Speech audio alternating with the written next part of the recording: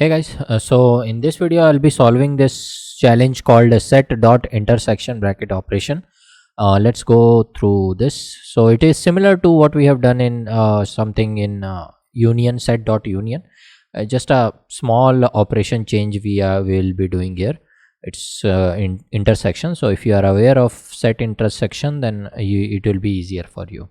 Here you can see it's an intersection part is only dark, rest everything is not shaded. I mean, in the last one what we had, this whole thing was shaded. It's because we were doing union means everything, including everything. In a similar way, you have intersection as well, which will take the common stuff between two sets. Okay, so let's go through this. That's the dot intersection bracket. Here you can see the operator returns the intersection of a set and the set of elements in an iterable.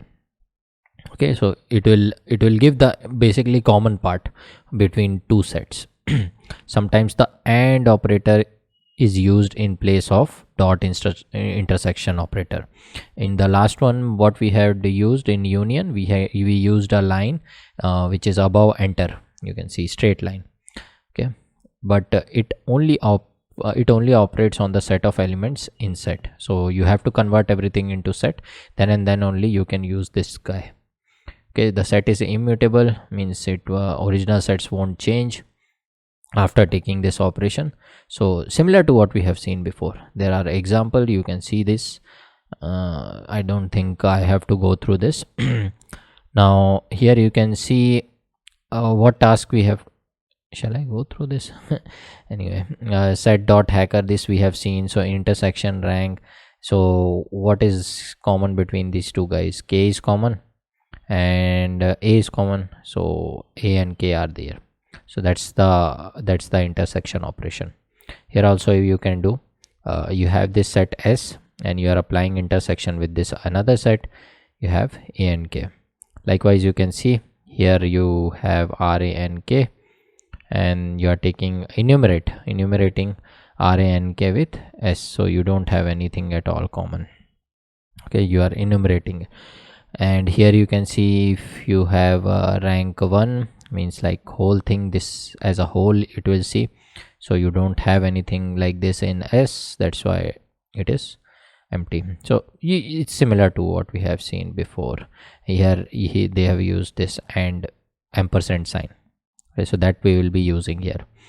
Now here you can see the students or the what's the task. So this was about intersection. Now here you can see what is the task, that students of district college have subscription to English and French newspaper, similar to what we have seen before. And the students have subscribed only to English, some have subscribed to French, and some have subscribed to both. Now you are given two sets of students roll numbers. One set has subscribed to English, another subscribed to French, and our task is to find the total number of students who have subscribed to both the newspapers. Okay, so that's the difference coming from I mean previous question compared to previous question. Now here you can see that kind of inputs we are getting. So first line will tell you the number of students who have subscribed to English newspaper. Next line will tell you their roll numbers separated by space separated, and then third line will tell you the number of students who have enrolled for French newspaper, and fourth line will tell you the number of roll numbers of those students who has opted for French newspaper. Okay, so let's see, the constraint here is the number of college students should be, the students in college should be between 0 to 1000. So now here you can see output has to be the number of students. We don't have to tell their roll numbers, we have to tell their number of students who have subscribed to both. Okay, both means intersection, you can imagine. So just as a sample input, you can see here 9 are French and English newspaper students, number of students, and these are their roll numbers. And you can see the common part is 1 to 3. These two are common, these three are common, and apart from them 6 and 8 are common. Here 6 and 8, so total number is 5 common elements we have in both the sets. Okay, So here the explanation is given 1 2 3 and 6 8, total 5 students. So just what we have done before, we'll do the same.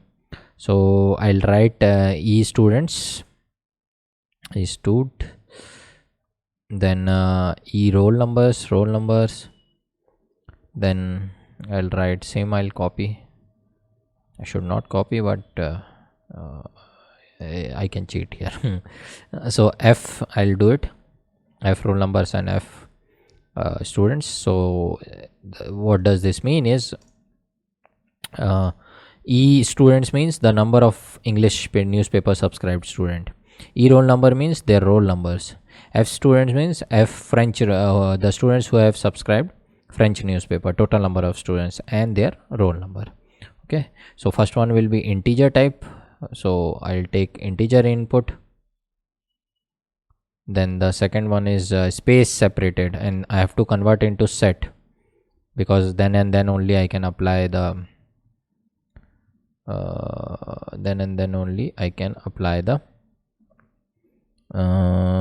what intersection. Okay, so set input dot split, because it is space separated. Okay, then I'll do one thing, I'll zoom out, let me, okay, then comma, again this same thing is there, so I'll copy these guys, because next one is also integer number and space separated roll numbers. Okay, so now we have this result I'll write, which is intersection of what, for roll numbers, their roll numbers. So I'll take this, no, I won't copy, let me write, I'm being lazy. So now instead of using the straight line, we'll be using ampersand sign, and F roll I'll write. This is how we are using the intersection property, and then we have to print the length, not the roll numbers. So length of result, we don't have to print the set.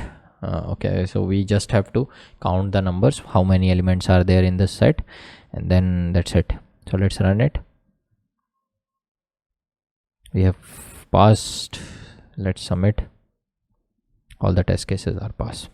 Okay, so the only difference we had in the previous and this question is this sign. So previously we used this sign, this straight line, which is above enter, and now we are using ampersand sign, which is on 7 number key. So that's the only difference we are doing it. What else? Okay, so yeah, last time I didn't covered this constraint thing, right? So let me do it now. How you gonna tackle this? So total number of students we have to calculate, right? Students in college. So let's take union only, right? So here I'll take, let me take union check. Okay, let me copy this, I'll write here union, and then here check. Okay, just for checking. So union, what it will do is it will only count once. Okay, all the roll numbers will be counted only once. That's how we will be getting total number of students, because these are common, right? 1 2 3 1 2 3 is here as well, so both will be counted 2 times. So if you'll take union, only it will count only once. So I'll show you what all things we'll get. Print check. Okay, so here you can see you have all the roll numbers 1 2 3 4 5 6 7 8 9. So where it is 1 2 3 4 5 6 7 8 9, right? Then you have 10 10 here, 1 2 3 is same, 11 here, 21 55 this one, and 6 8 is again repeated. So you can see total number of students roll numbers this is. So let me count it, and let me print the length. So how many of it will be? So you can see that 13 number of students are there, right? So what I'll do, I'll put a constraint. If check length dot check, length check check is what's the constraint? It has to be between 0 and 100. So if it is greater than 1000, greater than equal to it, right? And the same thing, oops, and same thing, and so I'll use here, and if this is less than 0, less than equal to 0, then print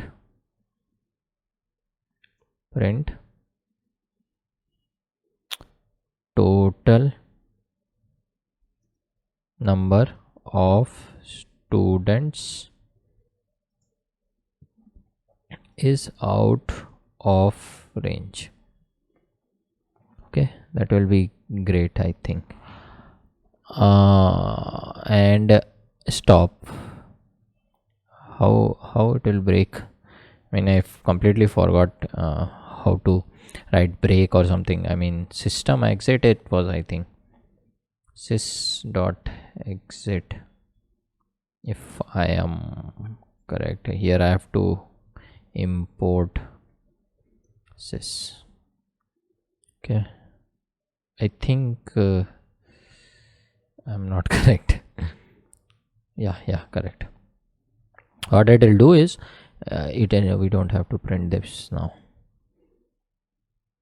So you can see if the check value is greater than less than equal to, and sorry, or any of this will be, if any of this condition will be true, it will print print total number of student is out of range, and it will completely exit it out. It won't print here. If I won't include this statement, it will come out of if statement and it will print it. So that we don't want. We don't want to print the output even then. So that's why this system exit is there. So it will completely shut off the program as soon as the condition is met. This less than or greater than 1000 condition is met. So strictly it has to be between 0 and 1000, excluding 0 and 1000. Okay, so yeah, let's run it.